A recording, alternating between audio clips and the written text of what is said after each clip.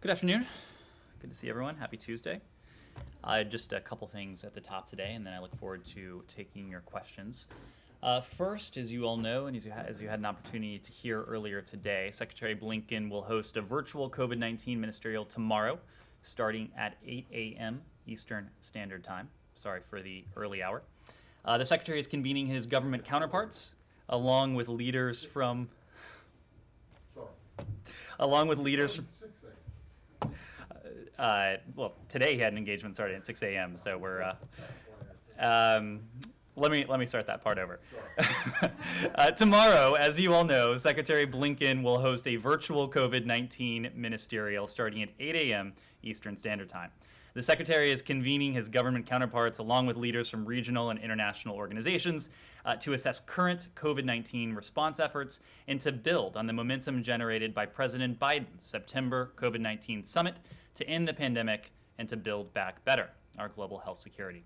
We are committed to working with other countries to end the COVID-19 pandemic and to strengthen global health security. This is the beginning of what we hope will be regular and expanded convenings, and we welcome efforts to ensure that foreign ministers routinely discuss global health security as a central part of foreign policy. Finally, today I have the pleasure of welcoming Sarah Minkara, whom President Biden appointed last month to the U.S. Special Advisor on International Disability Rights to the department as she officially assumes her duties today. This appointment fulfills President Biden's commitment to appoint a special advisor on international disability rights, and it reflects this administration's commitment to advance the human rights of persons with disabilities at home and abroad. Prior to joining the department, Special Advisor Minkara founded and served as CEO of Empowerment Through Integration, a nonprofit organization that provides social and life skills development for children with disabilities. As an internationally recognized champion for disability inclusion, leadership, individual empowerment, and social enterprise, Special Advisor Minkara has advised academics, governments, and policy groups on disability inclusion, adaptive leadership, and social entrepreneurship. She has been recognized by Forbes 30 Under 30, the Clinton Global Initiative, and the Vital Voices 100 Women Using Their Power to Empower program for her many invaluable contributions to protecting and advancing the rights of persons with disabilities. We look forward to working with Special Advisor Minkara as she leads department efforts that advance administration priorities to promote disability rights, equity, inclusion, and accessibility around the world. With that, happy to take your questions. And perhaps you can bring her down to... Happy to do so. Once she's settled in. Happy to do so.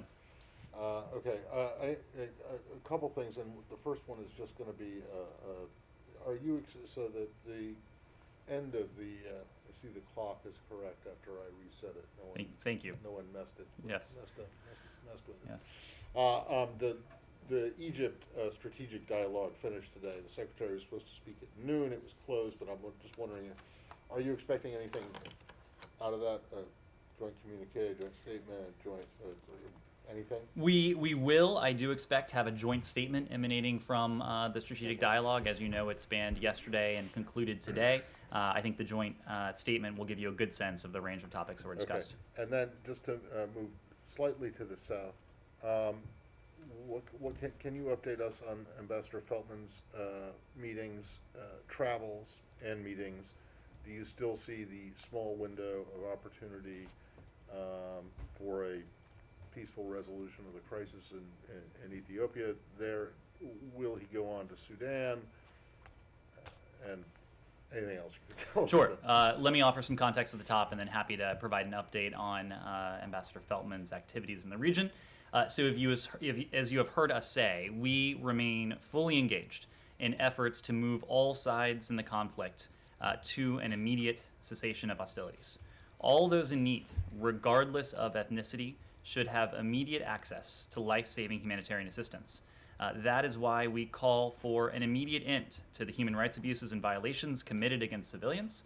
Our embassy in Addis, as you have heard us say, remains open under the leadership of our ambassador. Special Envoy Feltman, as I alluded to, remains in the region to further our diplomatic efforts, and we urge all parties to exercise restraints, to end hostilities, to respect human rights, to refrain from hostile rhetoric, and to protect civilians.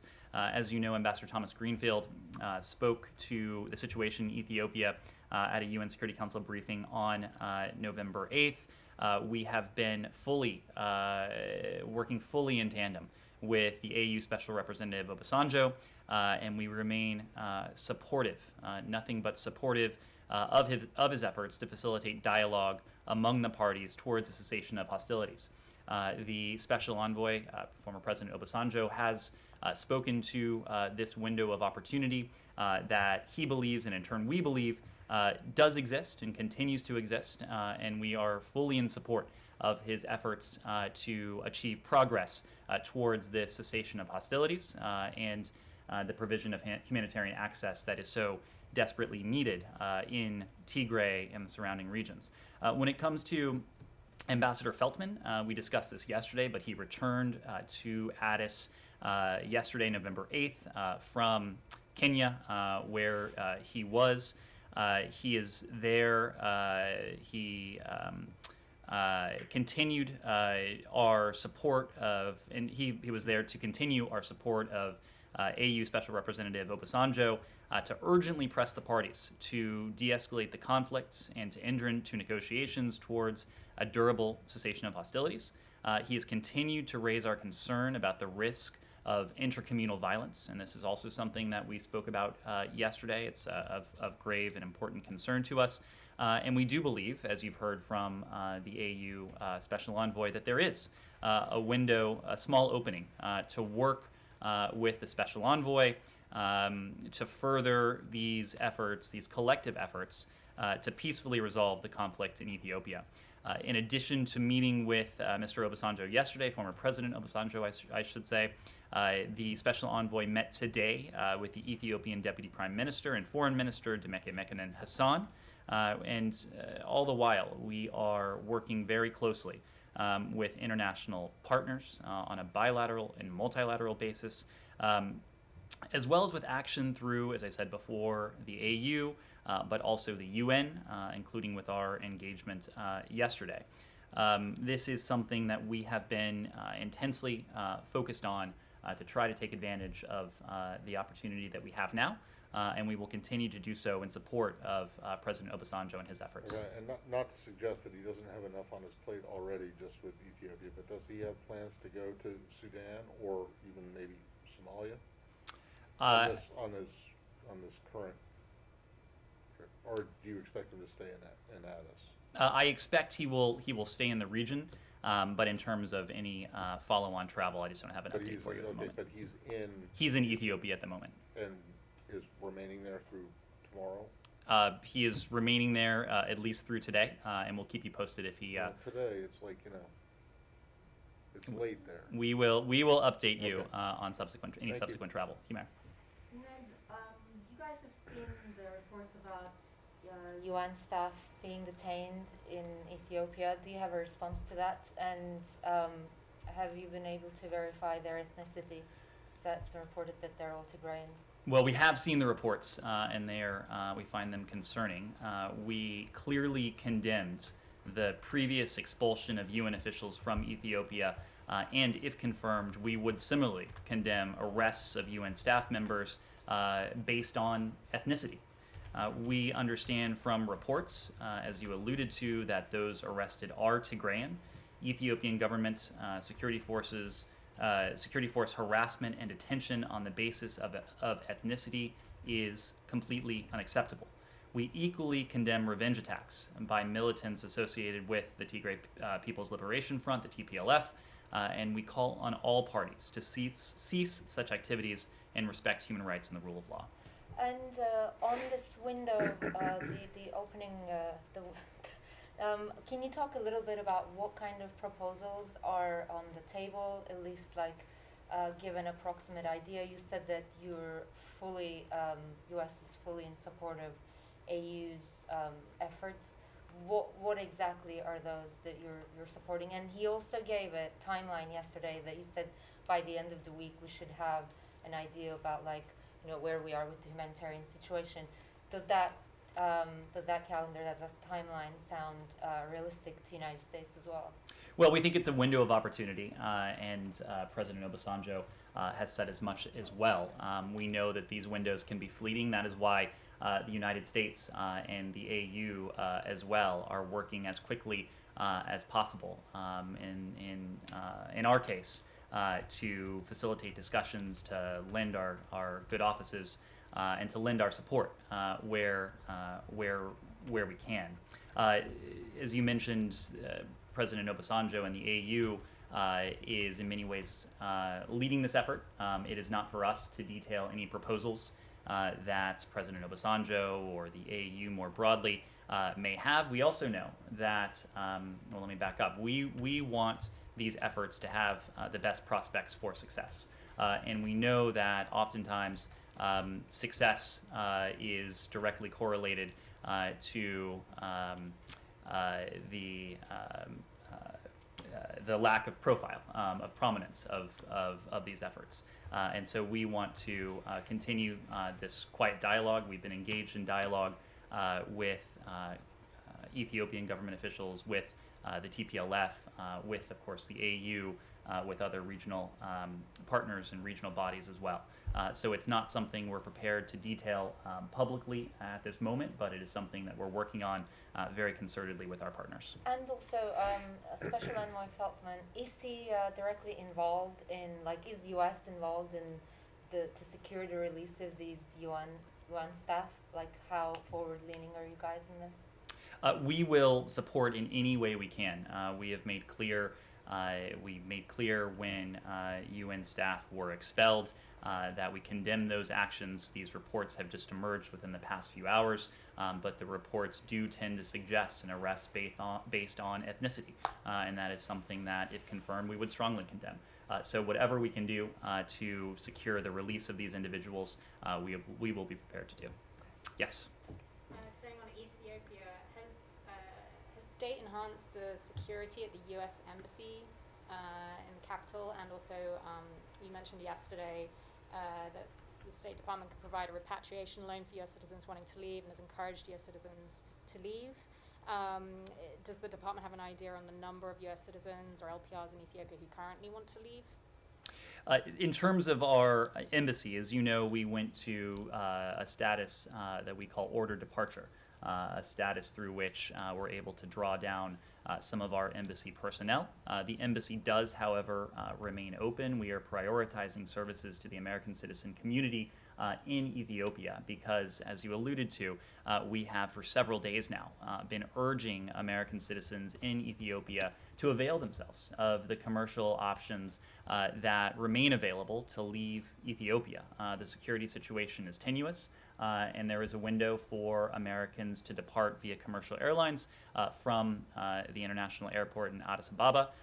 The embassy is keeping a close eye on availability of seats on these commercial flights. Over the past several days, there have been a dozen or more commercial flights with capacity, and we have been working to support those Americans who are in Ethiopia who wish to leave. As you said as well, we are offering repatriation loans for Americans who may wish to leave but don't have the upfront funds to pay for that.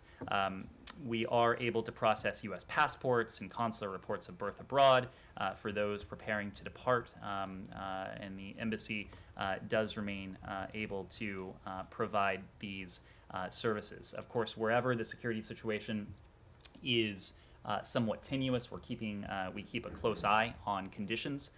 Should those conditions change, the status of our embassy could well change as well. But at this point, we understand that there is calm in and around Addis, and again, the commercial airport remains open with commercial flights available with excess capacity. Barbara? Can you say anything about whether there's any more interest in talking about negotiations or a ceasefire from either party in Ethiopia, since neither have publicly mentioned it or moved in that direction? And I also have a question from one of my colleagues who isn't here, but if you want to just do that first. Look, in terms of these negotiations, this is not something that we're going to live cast.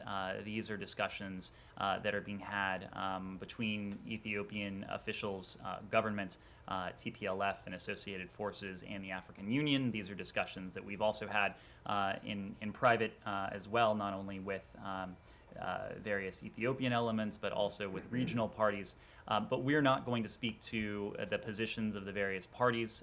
We will leave it to them to characterize their positions. Again, we are lending our support, we are lending our good offices, we are lending our diplomacy and the catalytic power that that entails to the efforts of the AU, President Obasanjo, and others with whom we're working around the clock to try to facilitate a cessation of hostilities. Then I have a question for my colleague who wasn't able to be here about Georgia, about Saakashvili and his transfer from prison cell to prison hospital against his will. He's alleging inhumane treatment, that he was dragged out, beaten and humiliated verbally and physically.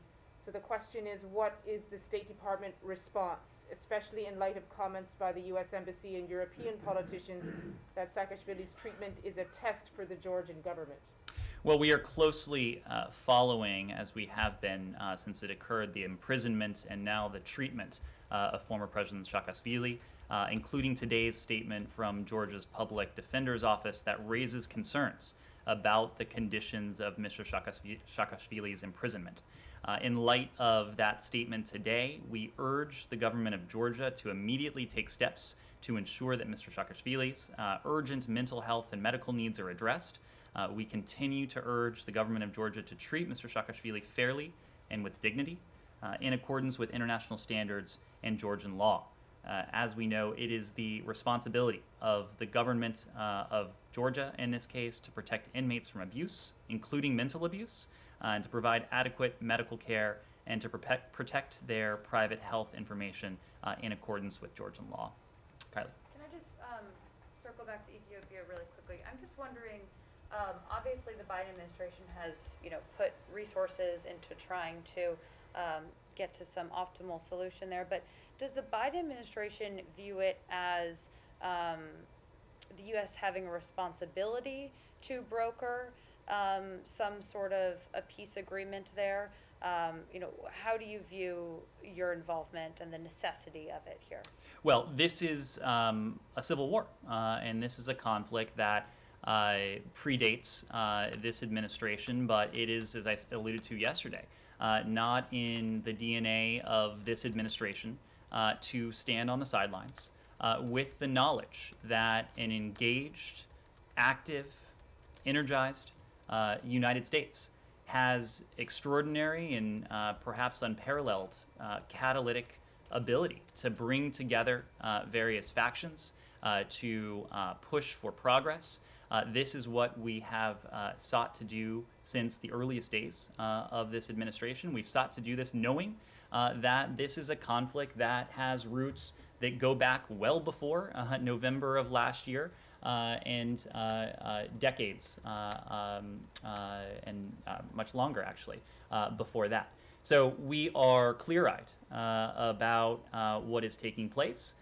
But we are also clear-eyed about what the United States, and only the United States, can bring to the table. And we have, as I said, brought to bear our good offices, our diplomacy, our personnel, various policy tools that we have put in play and that we have alluded to in an effort to, in the first instance, relieve the humanitarian suffering of the people of Tigray and surrounding regions, and now to do all that we can to bring about a cessation of hostilities.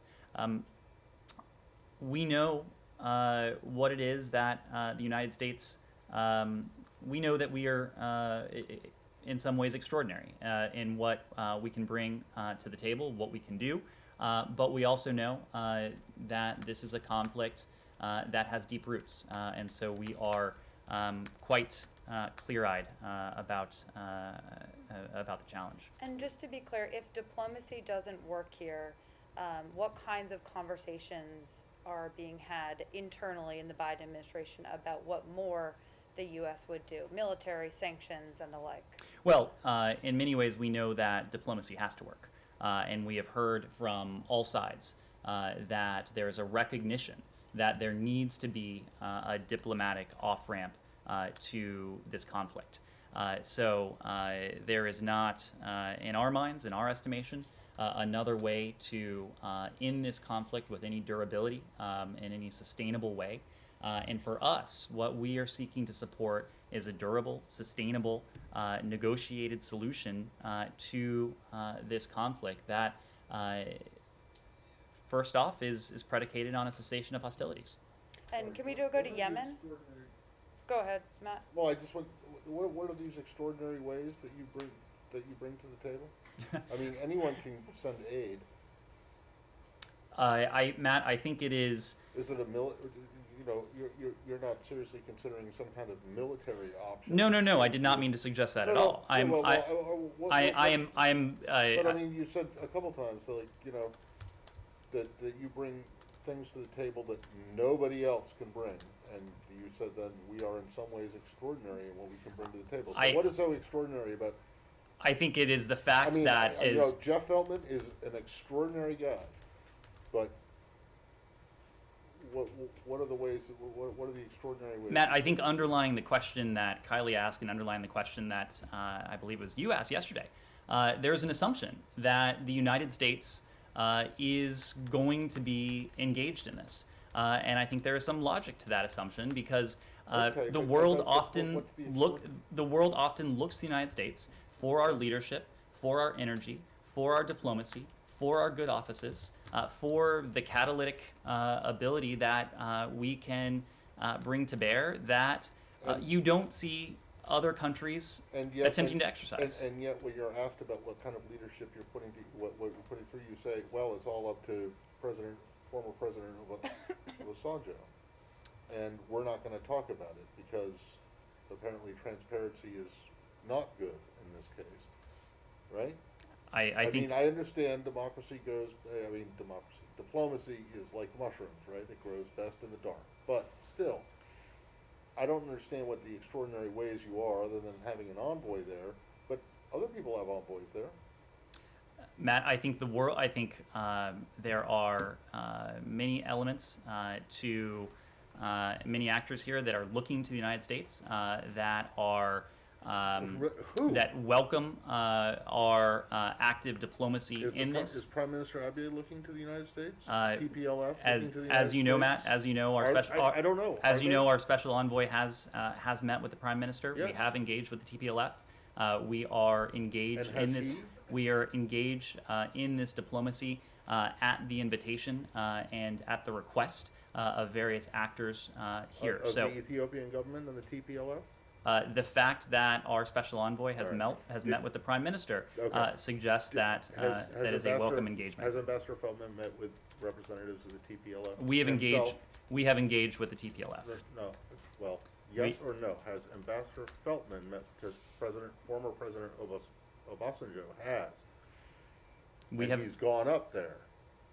Has Ambassador Feldman gone up there? Has he met with members of the TPLF? As you know, he's been based in Addis, but we have engaged with the TPLF. Yes, Said. Thank you. Sure. The Israeli Prime Minister, Mr. Bennett, said yesterday that no negotiations to establish a terrorist state in Israel. So he's basically saying no to the prospect of a Palestinian state, something that you've been calling all along. So what do you say to counter that? How would you, let's say, emphasize your commitment to the two-state solution with Mr. Bennett? Look, I am not going to offer a direct response to the Prime Minister, but our position on the two-state solution is well known. It is as well known as it is clear. We believe that a two-state solution is the best way to ensure Israel's future as a Jewish and democratic state living in peace alongside a viable democratic Palestinian state. That is why we will continue to focus our efforts on an approach that is affirmative, an approach that is practical, an approach that seeks to improve the quality of life for Israelis and Palestinians alike in the immediate term and over the longer term to help keep the possibility of a negotiated two-state solution alive. You've heard us say this before, but we believe that Israelis and Palestinians equally deserve equal measures of safety, of security, of prosperity, of democracy, and of dignity. That's really at the core of our approach. Yes, but while that's great, I mean but in many ways it sounds like a euphemism for inaction. Because as we speak, the daily assault on the Palestinians, not only uprooting trees, killing children, demolishing homes, poisoning water. I mean, you can go on killing fishermen, restricting all. This goes on daily basis. This goes on daily basis. What actions are you willing to take or to impress upon the Israelis so they stop doing this thing or minimize doing this thing or just sort of pull back, whether on NGOs that are defined and designated as terrorist organizations and so on, whether it's the NSO that Israel is probably pressing upon you to sort of not to take it off your blacklist and so on, while they're spying on Palestinians and every day of their lives. So, I mean, what action would you ever take to show the Israelis that you are really serious in these statements that you say time and time again? Said, we've addressed many of the issues that you raised. What I would focus on are the tangible ways in which we have gone about seeking to improve the lives and the livelihoods of Israelis and Palestinians alike. When it comes to the Palestinian people, we've said from the earliest days of this administration, spoken of our re-engagement with the Palestinian Authority, and in this case, the Palestinian people. We've resumed assistance to the Palestinian people. We provided over $400 million in economic, development, security, and humanitarian assistance. That includes $85 million in economic and development assistance, $40 million in security sector assistance, more than $20 million in food aid and COVID-related humanitarian assistance, and $318 million to UNRWA. So we have worked in tangible ways to bring about an improvement of lives and livelihoods, and that's something that we'll continue to work on, even as we're in a period now where we have long been clear that negotiations towards a two-state solution aren't on the table at the moment. Our charge now and our focus is improving a standard of living as we keep that possibility of a negotiated two-state solution alive. Can you tell us where the whereabouts of Mr. Hadi Amr? Is he still perhaps working behind the scene, working from the building? I mean, he's just simply not on the radar screen anymore. Is he still, envoying? I have had a number of conversations with Das Amr in the past few days alone. I can tell you he is very much engaged in diplomacy. He is in constant contact with Israeli officials, with Palestinian officials, with regional officials.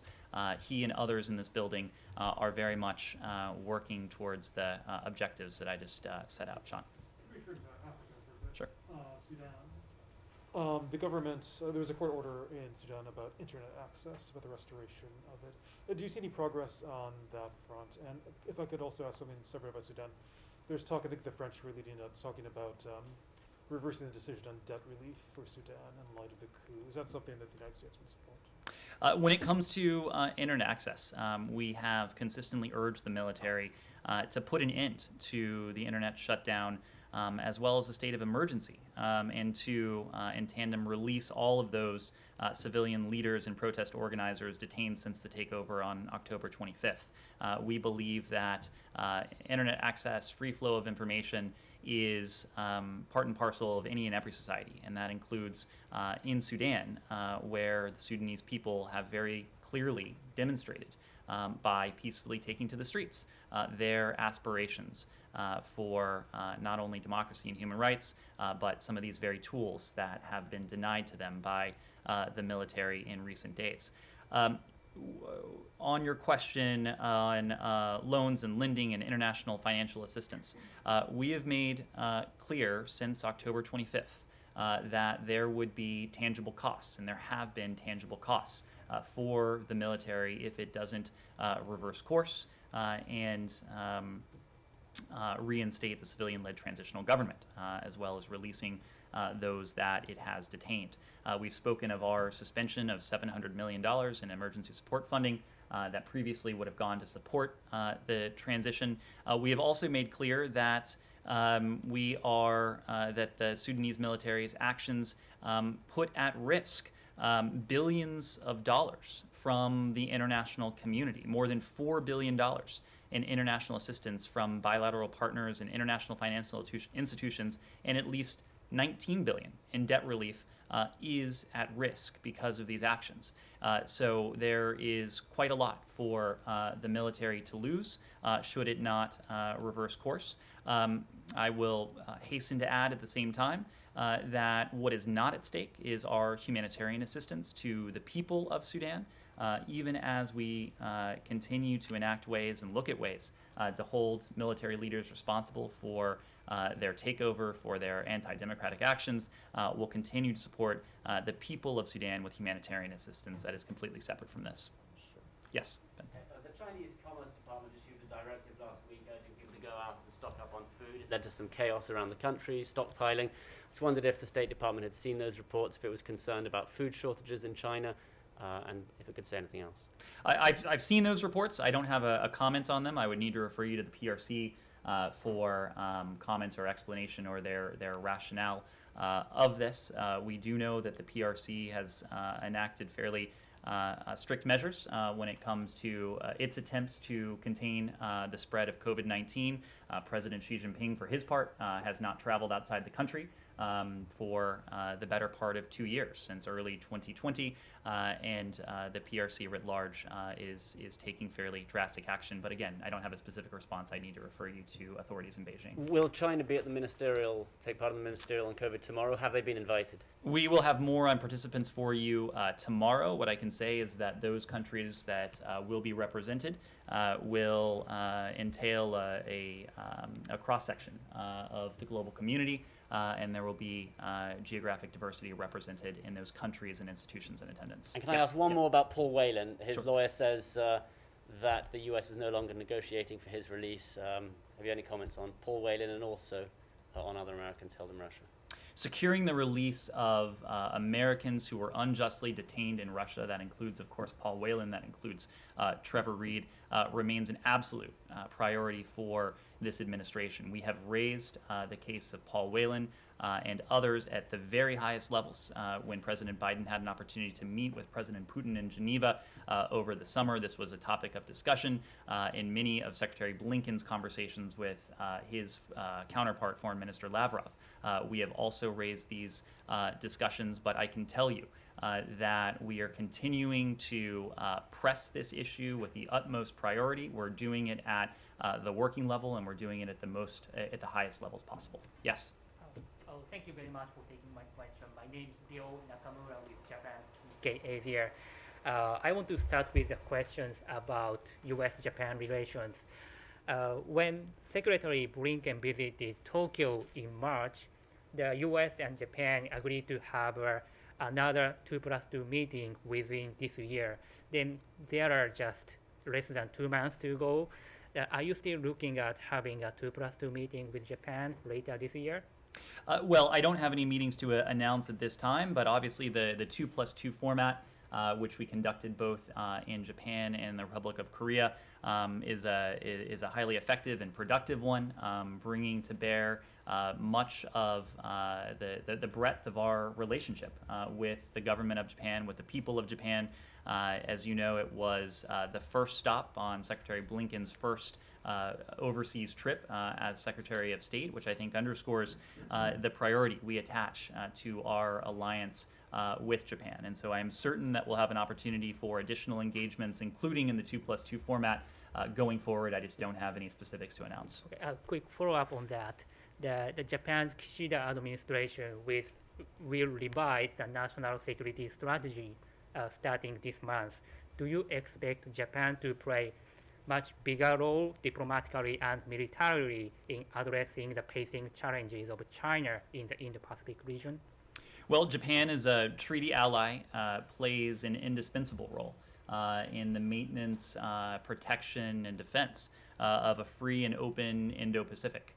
This is something that we have discussed with our Japanese partners, our Japanese allies on a bilateral basis, but we've also worked with them multilaterally, including in the context of the Quad, where Japan is one of the members.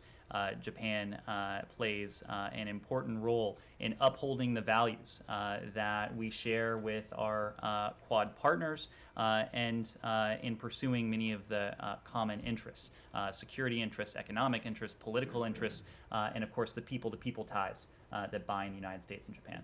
Okay. The last question about different topic. The U.S. congressional delegation reportedly arrived in Taipei earlier today. Could you confirm the report? I will refer you to that congressional delegation. As you know, delegations from our Congress often do travel overseas, but we'll leave it to them to characterize their trip. Well, wait, you said the delegation, so there is one? I will leave. Is there a delegation that we can be referred to? I would refer you to Congress. So if there was, so you won't even confirm that there is actually a group of a CODEL in Taipei? Right? It is not our practice to confirm congressional delegations or to speak to them. But you referred us to the delegation. I would refer so now you. you're saying that maybe there is no delegation. It might just be an ethereal kind of. The question was about a congressional delegation in Taiwan. That's not for us to speak to. Can I ask about Syria? Sure. Quick question. Today, the Emirati Foreign Minister Abdullah bin Zayed Al Nahyan met in Damascus with Syrian President Bashar al-Assad. Do you have any comment on that? Well, we are concerned by reports of this meeting and the signal it sends. As we've said before, this administration will not express any support for efforts to normalize or to rehabilitate Bashar al-Assad, who is a brutal dictator. We urge states in the region to carefully consider the atrocities that this regime, that Bashar al-Assad himself, has perpetrated on the Syrian people over the last decade, as well as the regime's ongoing efforts to deny much of the country access to humanitarian aid and security. This is an issue that we often do have opportunity to discuss with our close partners in the region, including with our Emirati partners, and we've made very clear where we stand on this. So are you at odds with them? Because this seems to be the track most Arab countries are taking. Egypt, is doing the same thing, reaching out and so on. Saudi Arabia, probably behind the scenes, are doing it. Kuwait, most of your allies in the region are headed in that direction, maybe with the exception of Qatar. As I often do, I will leave it to our partners, I will leave it to our allies to characterize their position on Syria, their position on the Assad regime. When it comes to our position on the Assad regime, look, we will not normalize or upgrade our diplomatic relations with the Assad regime, nor do we support other countries normalizing or upgrading their relations, given the atrocities that this regime has inflicted on its own people, on the Syrian people. We believe, and this I am confident that we share with many of our partners, that stability in Syria and the greater region can only be achieved through a political process that represents the will of all Syrians. And we're committed to working with allies, we're committed to working with partners and the UN toward the achievement of a durable political solution. So if your allies decide that getting Syria back into the Arab fold is in their interest, you're not going to take them to the woodshed, are you? I mean, are you going to be at odds with them and express that? And perhaps I don't know what action you would take to dissuade them from doing that, but it seems we will do whatever is most productive towards this cause of a political settlement. Look, when it comes to Syria, we have focused on several objectives, and we have done so in close cooperation and coordination with our partners. One is expanding humanitarian access. That is of the utmost priority to us. It is also something that the Assad regime has sought to counteract and to limit at every turn. We've sought to sustain the U.S. and the coalition effort against ISIS, against al-Qaeda and terrorist groups in Syria. We have signaled our collective demand for accountability from the Assad regime and for the preservation of international norms, such as the promotion of human rights and nonproliferation, including through the imposition of targeted sanctions. And we have sought to sustain the local ceasefires in place across the country. So we're continuing to assess how best to advance the prospects for a political settlement as outlined in UN Security Council Resolution 2254, and we'll continue to consult closely with our allies and partners, knowing that they too have a very important role as we seek to bring this about. Humera. So, Ahmed, have you guys then conveyed to UAE your discontent about this meeting? We have an opportunity to speak with our Gulf partners on a number of occasions. As you know, Secretary Blinken had an opportunity to see his Emirati counterpart when we were last in Europe and the United Kingdom. We have, with all of our close partners, the ability to have frank and candid conversations, and I can assure you that we will avail ourselves of those opportunities when we need to. And in that candid conversation, did the UAE foreign minister give him a heads up about this meeting? I don't want to further characterize the meeting publicly. I will say that we were not taken by surprise. Right. There is a suggestion, though, that this is all United States is giving a veiled green light. What would you say to that? Because while you guys say you don't normalize any efforts to rehabilitate Assad, are you thinking about taking any punitive action towards those who are rehabilitating Assad? I don't know how anyone could take my comments, could hear my comments, and interpret any sort of green light or even a yellow light. We will not express any support for efforts to normalize or rehabilitate Bashar al-Assad, whom we've characterized as a brutal dictator. When it comes to our approach, we will do what is in the best interests of bringing about a political settlement in line with UN Security Council Resolution 2254. Okay, my last one, though. Does the United States still want Assad gone? There has been no change in our position. Bashar al-Assad certainly has not done anything that would rehabilitate his image, that would suggest that he or the regime is changing its ways. But we are focused on those areas that I outlined before, on humanitarian access, Right. on the fight against these terrorist groups, on accountability from the Assad regime, including through the imposition of sanctions. And we just imposed another round of sanctions in July. And of course, keeping in place these local ceasefires that have at least suspended the violence throughout Right, parts but of if Syria. you guys want him gone, and if more and more regional allies are recognizing him and doing more business with him, isn't that going to be much more difficult for him to be gone? If you don't do anything actively to prevent the rehabilitation. We are making very clear where we stand. We are taking targeted action, including through the use of CSER and other sanctions authorities against those responsible for some of these egregious abuses of human rights in Syria. We are continuing to coordinate closely with our allies and partners, including in furtherance of the goals laid out in UN Security Council Resolution 2254. Yes? If I could follow up on that, when can we expect the administration to conclude its internal policy review on Syria? I think the common criticism has been that the lack of that policy review has signaled a hands-off approach to Syria. Well, I would take issue with that characterization. You're probably not surprised to hear me say, because we have been very clear about where we are expending our efforts and what we think is most important in terms of our engagement with Syria. And it's really these four lines of effort. And these are four lines of effort that not only have the United States government working to fulfill them and to enact them, but also have broad and deep support from our closest partners in the region. There is broad and deep consensus that there needs to be expanded humanitarian access. The global coalition to defeat ISIS and collective efforts to take on al-Qaeda remain active and engaged against those target sets in Syria. We have signaled the prioritization we attach to accountability for the human rights abuses, and much of the world, too, has not only voiced its outrage over what the Assad regime has perpetrated against its own people, but using their own domestic authorities have acted similarly as well. And then, of course, the local ceasefires that have at least diminished the violence in parts of Syria. We have sought to uphold and protect them, working again in close coordination with many of our regional partners. Kylie. Can we just circle back to Yemen and the reports of Yemenis who work for the U.S. being detained by Houthi rebels? Do you have any update on that?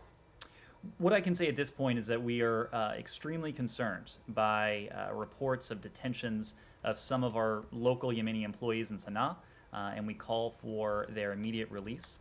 We have been unceasing in our behind-the-scenes diplomatic efforts to secure their release. We've seen some progress, and we're continuing to work this critical issue. The majority of those who have been detained are no longer in custody. We are committed to ensuring the safety of those who serve the U.S. government overseas, and that is why we are so actively engaged on this matter, including through our international partners. And do you know how many in total were detained and why? I don't have any update I'm in a position to relay at this time, but again, the majority of them have been released, and when we have more details to share, we will. Yes, Laura. Just very quickly, do you have any update on the drone strike against the Iraqi Prime Minister? And I'm sorry if I missed this, but is the United States assisting at all in that investigation? This is an Iraqi investigation. We are deferring to the course of that investigation. We have been in close contact with our Iraqi partners. As you know, Secretary Blinken had an opportunity on Sunday to speak to Prime Minister Khatami. The Secretary today spoke with President Saleh of Iraq as well, again to underscore our commitment to the government of Iraq, to the people of Iraq, and to note that we recognize this attack against the Prime Minister himself as being representative of an attack against the Iraqi state, an attack against the Iraqi security forces. So we've been very clear that any support or assistance that Iraqi authorities need, we will stand ready to provide as appropriate. I'm not aware that we've received any such specific requests just yet, but certainly stand ready and stand ready to continue to support our Iraqi partners. Yes. Just a couple quickly on Ukraine. Can the State Department give any insight into whether or not U.S. warnings from CIA Director Bill Burns about Russia's build-up of Ukraine's border has been heeded by Moscow? And also France's foreign ministry said today that Russia refused to accept a ministerial meeting with France, Ukraine, and Germany to discuss the conflict in eastern Ukraine. I know that the State Department's already expressed their concern about the build-up last week. Does this department have any insight as to why Russia is now refusing that ministerial meeting with European allies? Well, you referenced the concern we've expressed to the military buildup, and we are in fact concerned with the public reports of unusual Russian military activity near Ukraine. It's not for us to speak to Russian intentions, but we are monitoring the situation very closely, as we always do, and we'll continue to consult with our allies and partners on this issue. As you know, the Secretary will have an opportunity to meet with his Ukrainian counterpart tomorrow. We will have a strategic dialogue with Ukraine here at the department tomorrow. It was last week that the Secretary and President Biden had an opportunity to consult with President Zelensky. And you referenced the high-level visit from CIA Director Burns to Moscow. As we've made clear in the past, any escalatory or aggressive action would be of great concern to the United States. And so that's why we'll continue to support de-escalation in the region and a diplomatic resolution to the conflict in eastern Ukraine. This is what President Biden and Secretary Blinken made clear to President Zelensky during their meetings on the margins of COP26. They were unambiguous that our support for Ukraine's sovereignty and territorial integrity is unwavering. We stand with Ukraine, we stand with Kiev, and condemn all Russian aggression against Ukraine in all forms. We'll have an opportunity to do that again in person tomorrow during the course of this strategic dialogue. We're using this not for you to speak to Russian intentions. When you just basically said that they were being aggressive toward. That's a descriptor rather than a characterization of But any you intent. speak to Russian intentions or Chinese intent. You speak to a lot of people's intentions all the time. We So I speak just to their feel- actions, and we speak of our response to certain actions. We're Yeah. concerned to buy So you don't these. think that the Chinese are putting any pressure, they don't have any pressure they're putting on Taiwan, or you don't think that Russia is putting any pressure on Ukraine or Georgia? What we're speaking to in this case are the reports of unusual Russian military activities near Ukraine. Can I It's just- not for us to say, to speak to Could I just- underlying intentions. Could I just get your no comment or your, I'd refer to the Department of Justice on this situation with this American guy who's apparently trying to, I guess defect is the wrong word, but apparently trying to become a Belarusian. Well, we've seen Belarusian state media reporting about this individual, Evan Newman. Due to U.S. privacy laws, we're limited in what we can say about individual U.S. citizens, and you're right, we will refer you to the Department of Justice. Thank you. Quick Iran question. Sure. The Israeli Chief of Staff, Aviv Kochavi, said that Israel is accelerating operational preparedness to for a possible strike against Iranian nuclear facilities and so on. Are such statements, can a statement like this complicate your effort to go back to the Vienna negotiation? How does that impact it? We have been sincere and steadfast in our belief in our statements that in our confidence that a mutual return to compliance remains the most effective means by which to permanently and verifiably ensure that Iran is never able to acquire a nuclear weapon. We believe that a diplomatic outcome, a mutual return to compliance with the JCPOA, is in America's national interest, but it's also in the interests of our partners and allies in the region to see to it that Iran is never in a position to acquire a nuclear weapon. That is why we continue to seek constructive engagement in Vienna, including when the talks resume later this month. Yes. Is there any more you can share on the human rights focus meeting that you referenced yesterday with the Egyptians? Did they make any commitments regarding the concerns that Secretary Blinken raised? Well, we will have a joint statement emanating from the two-day strategic dialogue, but there was a session on human rights. It was one of the first sessions of the strategic dialogue. It was constructive. It focused on human rights and fundamental freedoms, including civil and political rights, freedom of expression, fighting racism, women's empowerment, economic, social, and cultural rights.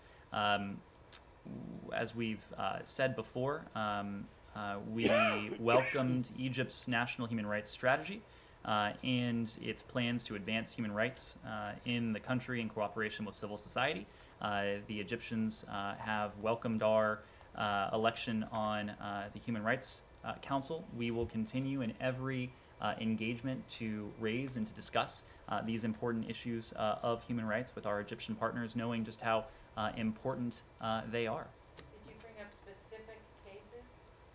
Again, we have made very clear with our Egyptian partners the steps that Egypt would need to take in order to enjoy the full benefit of the assistance that has not been provided to date.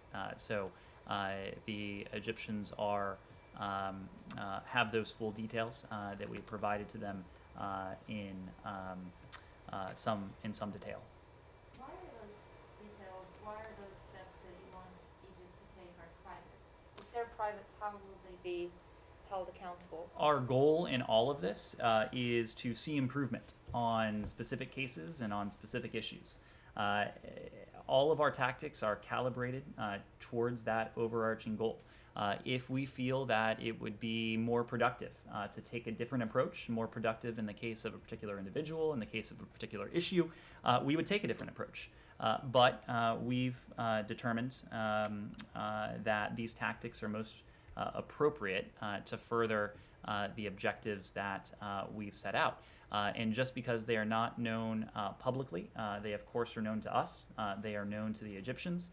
So the question of accountability is one that we can determine. Was there a time frame that was given to them for when you want this improvement to take place? There have been specific discussions on all of these fronts with our Egyptian partners. Sean.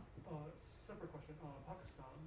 The Pakistanis, I believe it was yesterday, announced the start of dialogue with the Pakistani Taliban, which of course has links to the Taliban in Afghanistan. Does the United States have any comment on the diplomacy there? I believe it's still, the Pakistani Taliban is still considered a terrorist movement here. If we have a specific reaction on the Pakistani dialogue with the Pakistani Taliban, we'll of course let you know.